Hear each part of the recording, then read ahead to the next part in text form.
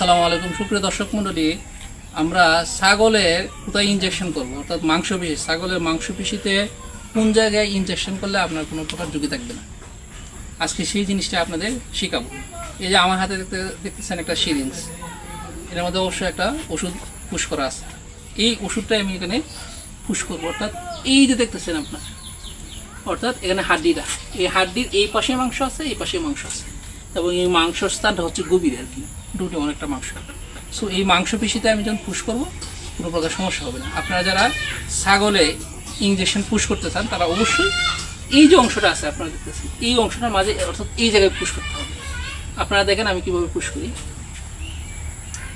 এই যে এইভাবে রাখবেন, এইভাবে কোনো সময় এনে হাত দিবেন না, হাত দিবেন এইভাবে।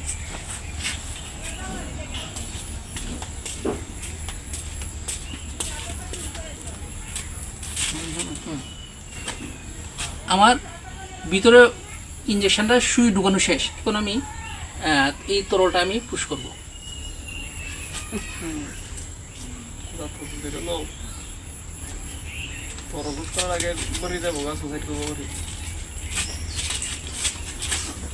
অর্থাৎ ইঞ্জেকশন পুশ করা শেষ। আশা করি আপনারা যারা ছাগলে ইঞ্জেকশন পুশ করতে চান কোনো প্রকার ভয় নাই, এনে আপনারা নির্দ্বিধায় এই জায়গাটার মধ্যে পুশ করতে পারবেন। তাহলে আজকে এই পর্যন্তই, সকলকে ধন্যবাদ। আসসালামু আলাইকুম।